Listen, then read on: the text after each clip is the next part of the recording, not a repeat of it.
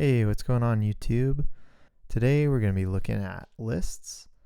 This video kind of assumes you've been either following along in this series or you already are familiar with strings, integers, maybe functions, but you do need just a little bit of that base knowledge for this video to make sense. So if these things sound unfamiliar, go back, watch those first couple videos, then come back here and you can learn about lists too. Okay, so what is a list? You can think of it like a container where it holds other data types. It can actually even hold itself. So you could have a list where some of the elements are other lists. And you'll see that referred to as nested.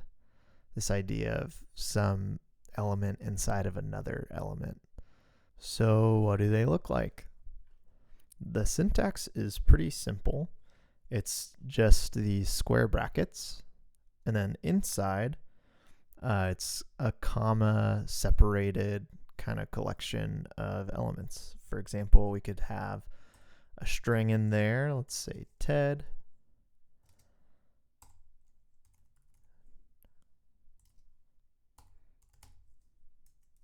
And let's assign this to a variable called names. There we go. So we have a list where there are 3 elements in there. We got Ted, Jerry, and Ben. There are a lot of times too where at the time you're creating the list, maybe you don't know what elements are going to go in there, or you're not sure. And so a pretty common pattern would be to create an empty list. And you can do that by using square brackets with nothing in it. Or you can use list with the parentheses there, and that'll give you an empty list. What's cool about this list method is it also gives you the option to pass in an argument. And the argument just has to be some iterable, so some data type that we're allowed to iterate through, which actually a string is an iterable. So if you passed in this string Ted and go down here and we'll print it out, you can see we get a list where each character got separated out as an element. So that's kind of cool.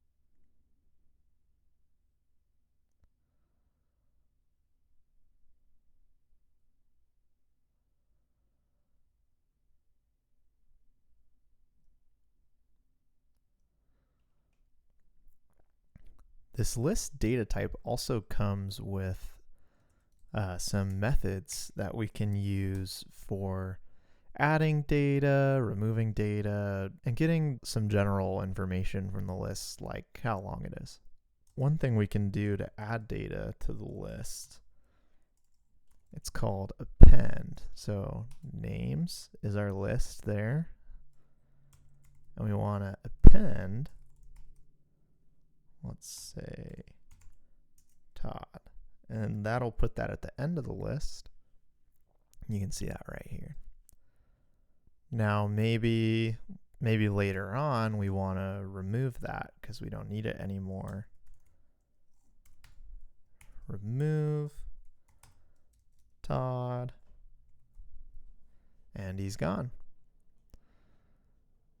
What this remove method will do is look for the first item in the list that is equal to this value. So for instance, let's say we already had a Todd in this list here.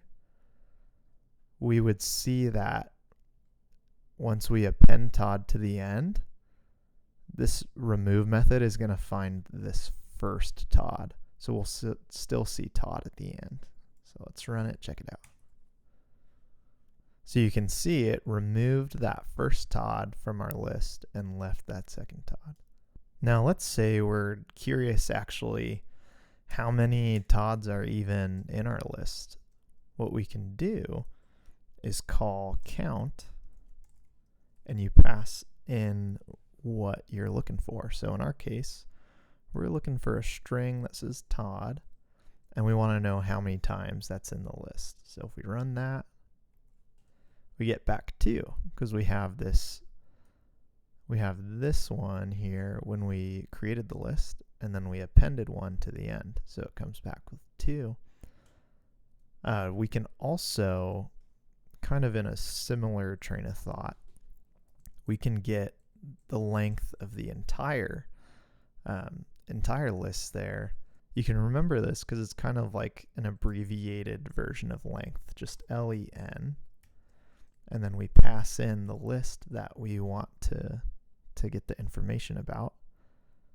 We run it, and we get 5 because we have these initial 4, then we added 1, so we get 5. Now let's say for some reason maybe we need this list actually in reverse order. You guessed it, there's a method for that. And kind of interesting, this method will reverse the list in place, meaning we don't have to, save a variable or assign a variable like reverse names and then call the method.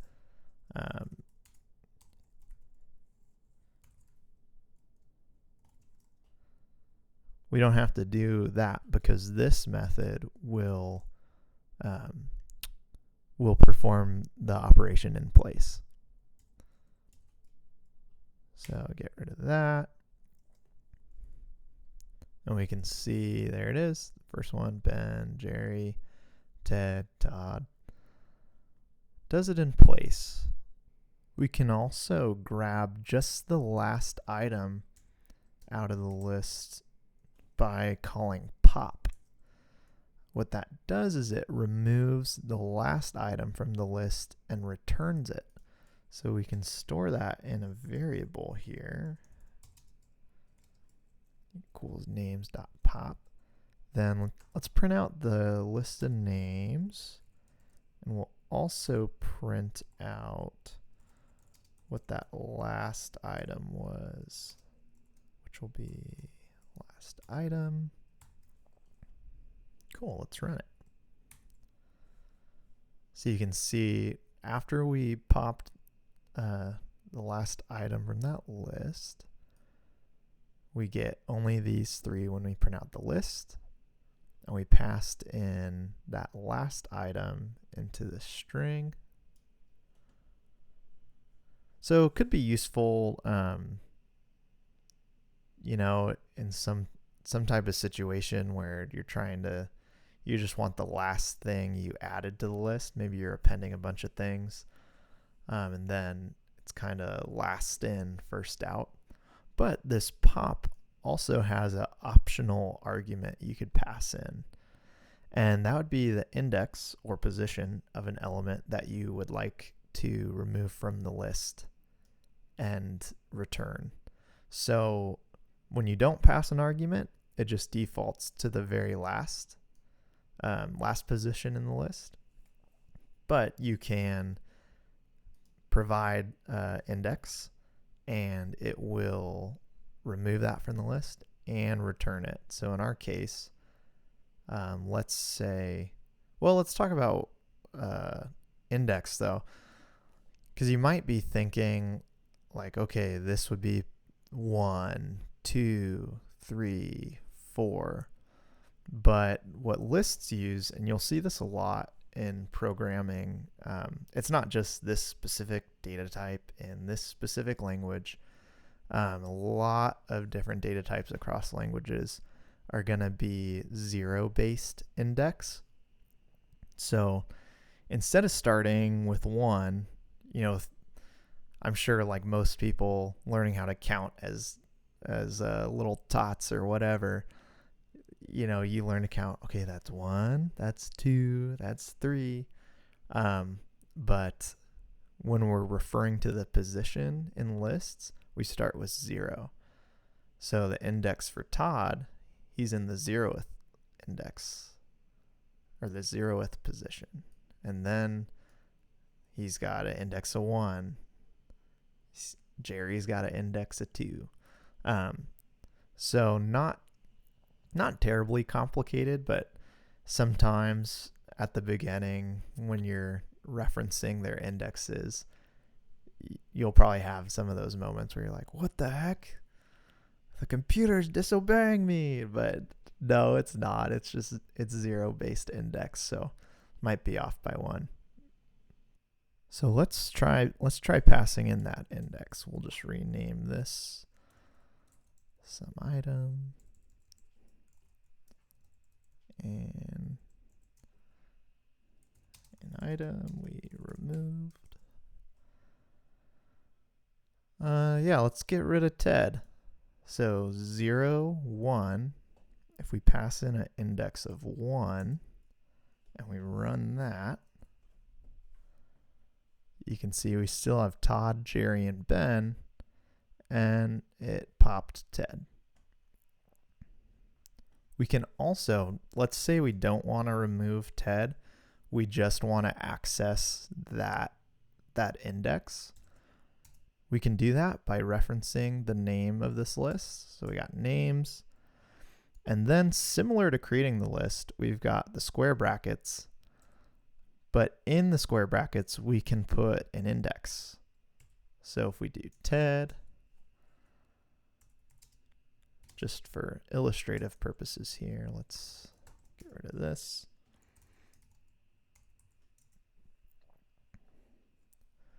So we can see names. We want whatever's in the first index, 0, 1. That'll be here. We assigned that to a variable, and then we're going to print that out after we print out all the names. So you can see we left everybody in the list and only just grabbed Ted to print out later on here. There's lots of other cool methods you can use on lists. So I'll throw a link in the description to the Python docs, and you can take a look and check out all those other methods. Now you might be thinking like, all right, this is cool, but like, so what? How is this useful? In comes the for loop. The for loop is a way where we can iterate through all the elements in this list without knowing ahead of time how many there may be. So, if we knew how many there'd be, we would just go, okay, names 1, names 2, names 3, and assign them all to some variables and call it a day. Or maybe that would be the tempting option if you just knew. But then what would be the point, right? It wouldn't be helpful. We'd just be typing. Instead, what we can do, let's get rid of that. We'll go for name in names. Do the colon there. And next line needs to be indented. Kind of similar to last video looking at functions. We need that indentation so that Python knows what all is going to be a part of this loop. So got that indent there. And let's just print out each name. So what this is kind of saying is for every name, or you could think for every element in names referring to the variable we assigned our list to. So for every element in here, do these actions in this code block. And if we run that, you can see it prints out every name from the list. So now you can start to see where maybe this is useful. Like let's say we start with that empty list, and through some user interaction, we're going to add Ted and Jerry,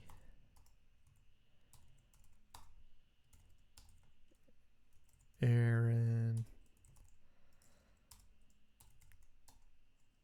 and Keith. So we start appending all these to this list, and then in the for loop, we can do some other action. It's just a way,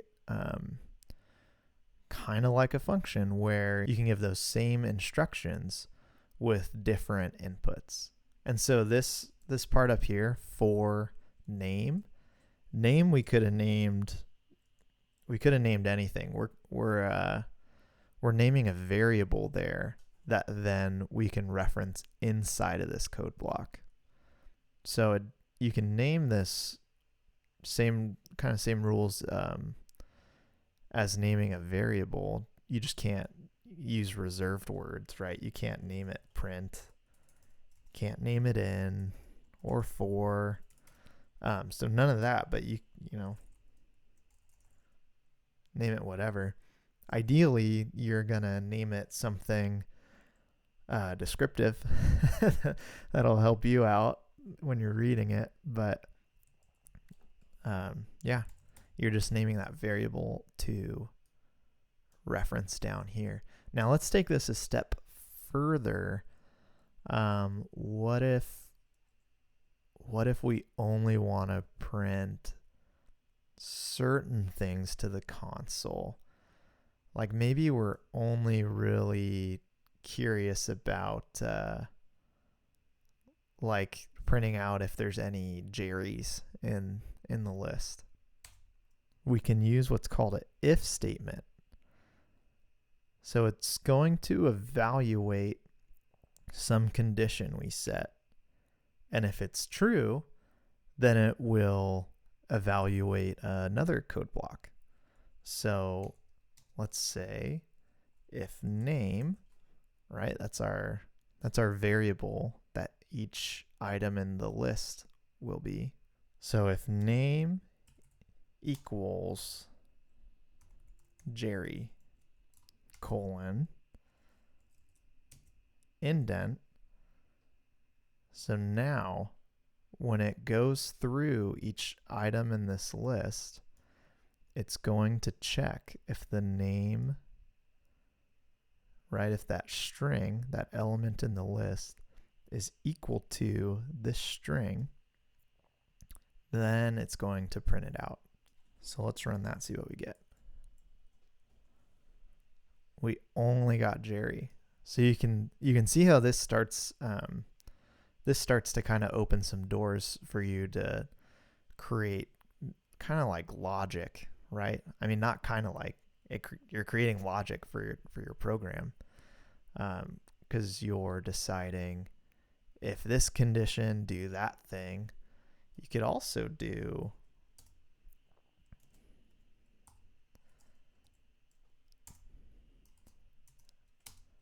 elif,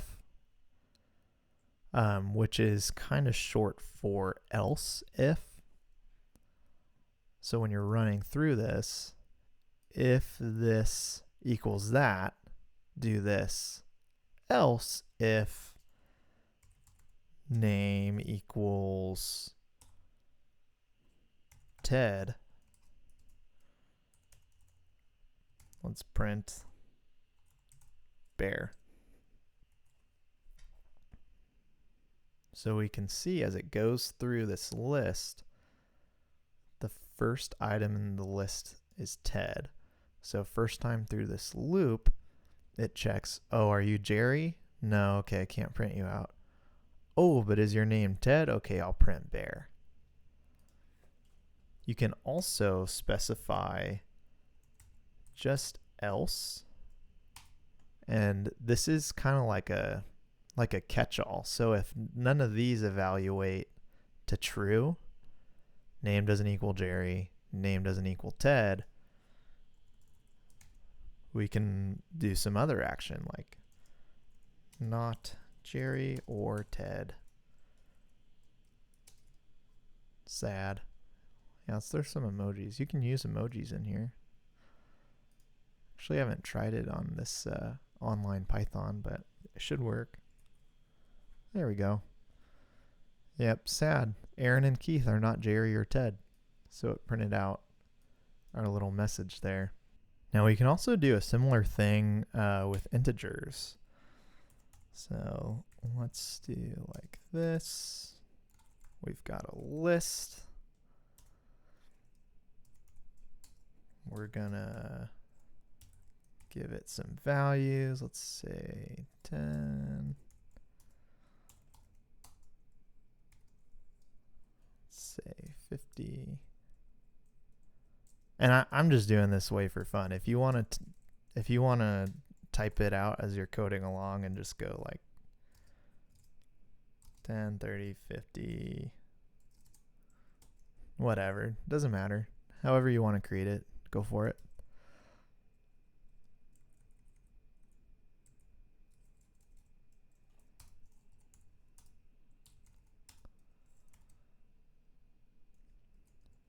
$25. And let's do 30. Okay. So similar thing here for num in my nums. Let's just print out each number. We see them, very good. No mysteries there. What if we only want to see the numbers that are above 26? So we can use an if statement. If num is greater than, just like math in school, greater than sign, greater than 26, then we'll print the number. And if we run that, we can see 50 and 30 got printed out, 10 and 25 did not. You can also check in this if statement, maybe you just want to make sure that the element is not some value. So let's say does not equal 30.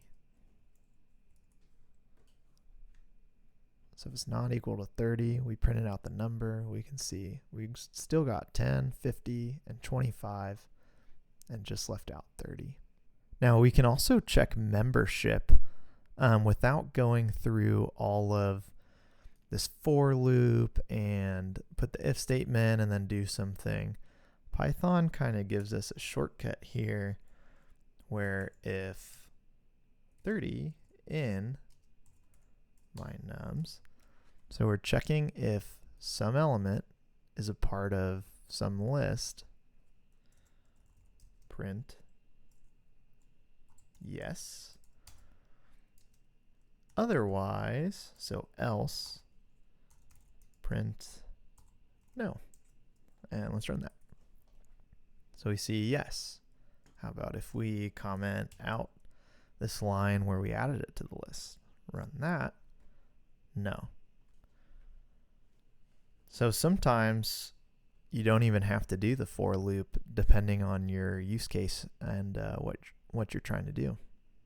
So last thing I kind of want to touch on the for loops, maybe you'd like to repeat some action a set number of times, but you don't have a list of data. You don't have some collection of things to iterate through to do that. You can also create what's called a range. So you can think of this kind of like a list, almost where we're providing some sort of starting index and almost a ending index. So this first one, it'll start at 0 and it'll go up to but not including 10. And we can use this in the for loop by going for.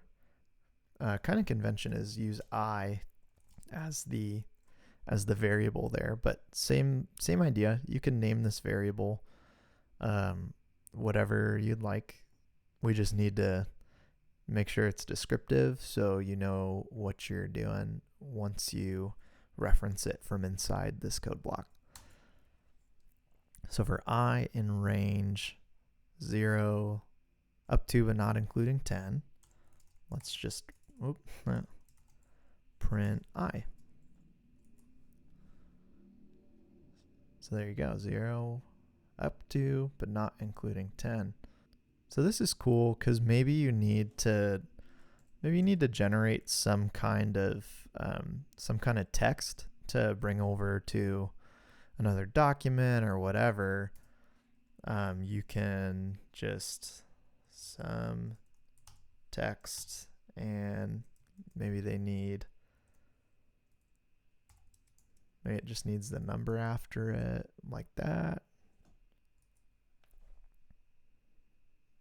Then you've just generated all those strings there instead of having to type them out manually. This range function also accepts an optional third argument, and that is the step.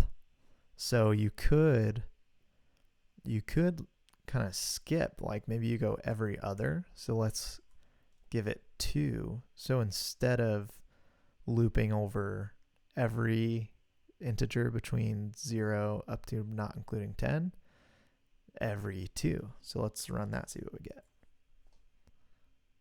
And there you go. That's what you'd expect. 0, 2, 4, 6, 8.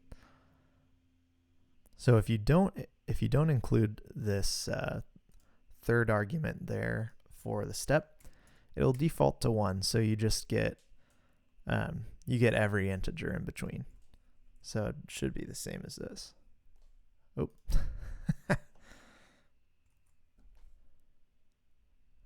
There we go. So 1, same as running it without that. There you go.